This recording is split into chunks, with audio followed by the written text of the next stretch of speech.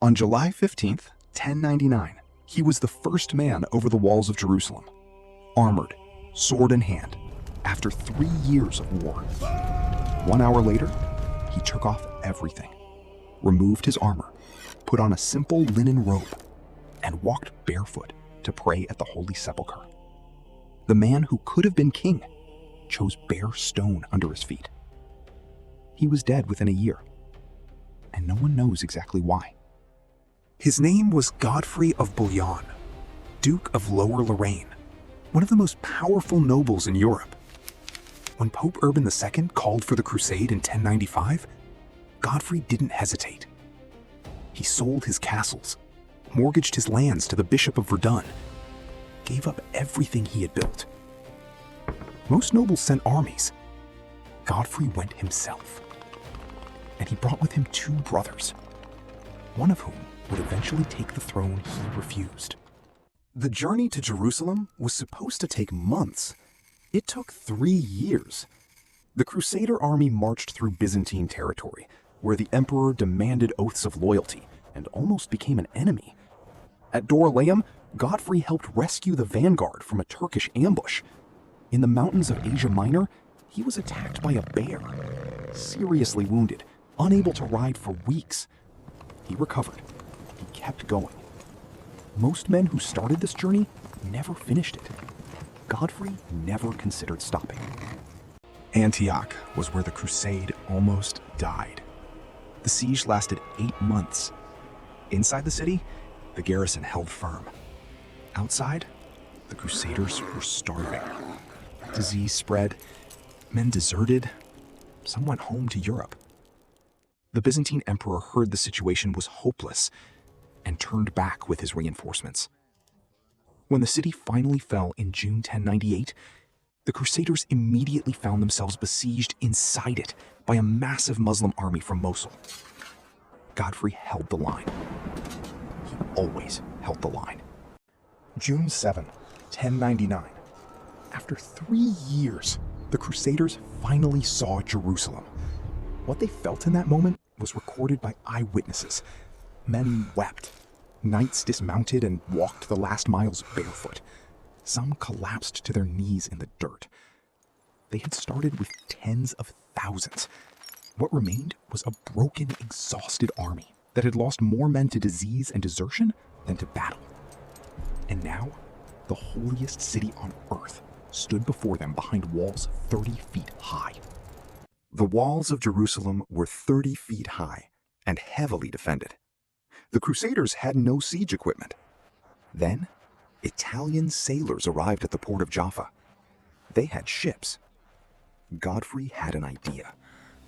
The sailors dismantled their own vessels, and from the timber of those ships, the Crusaders built siege towers, 4 stories high, on wheels. By July 13, the towers were ready. By July 15, everything would change. Forever. July 14th. The siege towers rolled toward the walls. The defenders poured Greek fire from above, burning liquid raining down on wood and men.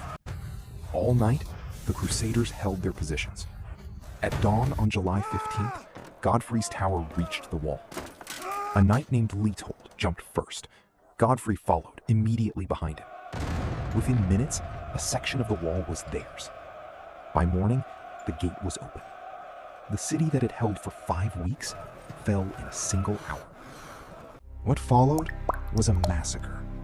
Every Muslim man, woman, and child was killed. The Jewish population also slaughtered. Eyewitnesses wrote of bodies piled in the streets, blood running through the Temple Mount. One crusader recorded the stench of corpses still rotting in the city weeks later.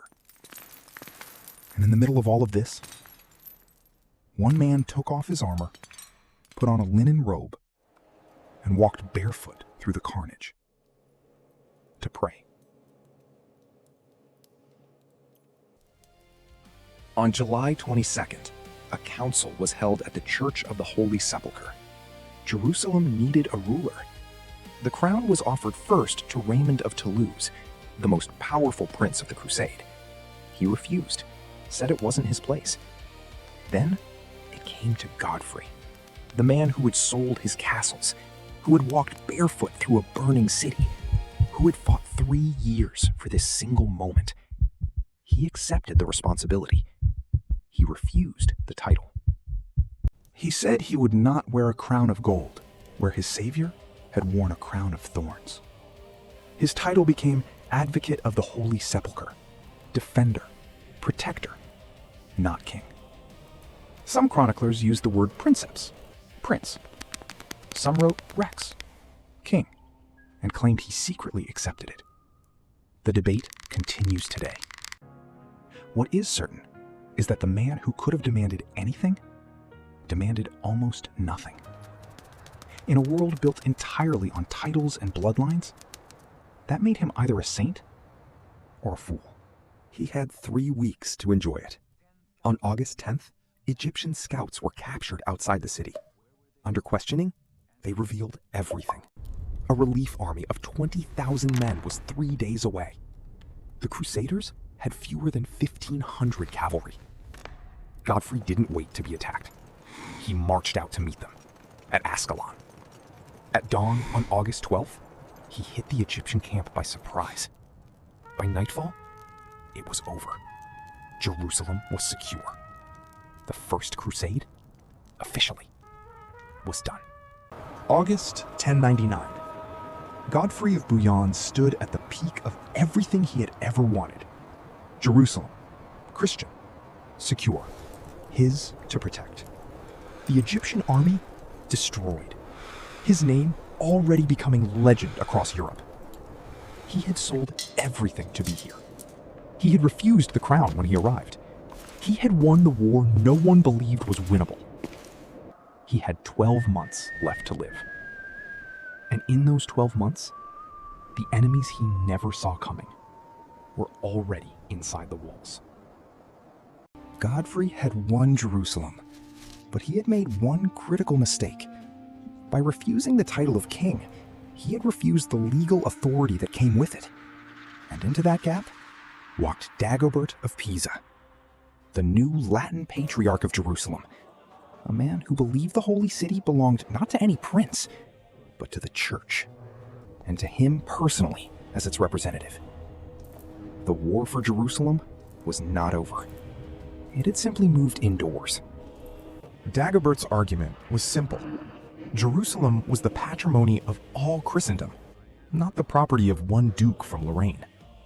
Godfrey, who had knelt before the patriarch at his investiture, had technically already acknowledged the church's supremacy. On Easter Day, April 1st, 1100, Godfrey made a formal agreement. If he died without conquering Egypt, Jerusalem and Jaffa would pass to Dagobert. He signed away the city he had bled 3 years to reach. Most scholars believe he had no real choice. But Godfrey was not finished. What he couldn't take by legal title, he took by force of reputation. In the spring of 1100, city after city along the coast agreed to pay tribute to Jerusalem. Acre, Arsuf, Jaffa, Caesarea, even Ascalon. None of them were captured. All of them paid. Because Godfrey of Bouillon had asked, and no one in the region wanted to find out what happened if he stopped asking politely. June 1100. Godfrey traveled to Caesarea, one of the cities that had agreed to pay tribute. The emir received him. There was a meeting, a meal, gifts exchanged. Godfrey left the city, and somewhere on the road back, he collapsed. By the time he reached Jerusalem, he could no longer stand. What exactly happened in Caesarea has never been established. The illness came too fast, too suddenly, too conveniently. 3 accounts, 3 completely different causes of death. The Arab chronicler, Ibn al-Qalanisi, wrote, Godfrey was struck by an arrow at Acre and killed. Christian chronicles, Albert of Aachen, Echehard of Ora, say he fell ill in Caesarea in June and died slowly in Jerusalem. A third tradition claims the emir of Caesarea poisoned him, possibly through a gift of fruit. all three accounts are documented. All three contradict each other. Modern historians most likely favor typhoid or a similar disease, but the poisoned apple refuses to disappear. July 18th, 1100. Godfrey of Bouillon died in Jerusalem, exactly 1 year and 3 days after he had walked barefoot through its gates. He was 40 years old. He left no wife, no children, no designated heir, just a kingdom with no king, and a patriarch who believed it was already his. The man who had refused the crown had died without one, and the city he had given everything to protect was now being fought over by the men he had trusted most. Godfrey's body was not yet cold when Dagobert made his move. The agreement was clear. Jerusalem passed to the church. He sent word to Bohemond of Antioch, "Come and take the throne before Baldwin arrives." But the letter was intercepted. And Godfrey's knights, the men who had fought beside him, did not wait for a patriarch's permission. They sealed the city gates, sent riders north to find Baldwin, and told Dagobert, quietly, firmly, that his moment had passed. Baldwin of Bouillon rode south from Edessa with an army of over 1,000 men. He was Godfrey's younger brother, the same brother who had abandoned the crusade early to carve out his own territory in the north. He had never walked barefoot through Jerusalem. He had never refused a crown. On Christmas Day, 1100, in the Church of the Nativity in Bethlehem, Baldwin was crowned the first king of Jerusalem. He wore the gold crown without hesitation. Godfrey of Bouillon was buried in the Church of the Holy Sepulchre, the same church where he had prayed barefoot the day Jerusalem fell. His tomb inscription read, "Here lies Godfrey of Bouillon, who conquered all this land for the Christian faith. May his soul rest with Christ." It was written by others. He left no instructions for it. The man who had refused every title in life finally received one in death. Carved in stone by people who loved what he represented more than who he actually was. Within a generation, the legend had outgrown the man. Godfrey of Bouillon became the ideal Crusader knight, pious, invincible, the chosen of God. Medieval chroniclers credited him with leading the entire crusade, when in reality, he had often played a secondary role. By the 14th century, he had been named one of the 9 Worthies of the world. 9 perfect knights across all of history. 3 pagan, 3 Jewish, 3 Christian.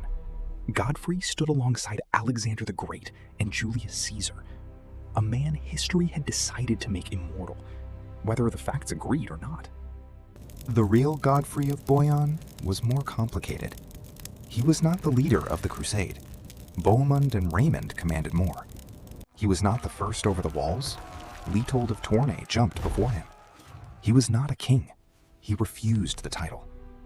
He was a man who sold everything for a cause, fought without glory for 3 years, won the final battle, and then spent his last 12 months losing a political war to a patriarch he had knelt before voluntarily. History chose to forget all of that and remember only the barefoot walk. He conquered Jerusalem. He refused the crown. He signed away the city to keep the peace. He died in a bed, or from an arrow, or from a poisoned apple. No one agrees. And then, history made him a god anyway. Maybe that's the real story. Not what he did, but what people needed him to have done. Every age gets the heroes it deserves. He walked barefoot through a burning city because he believed it mattered. Whether it did is a question only you can answer.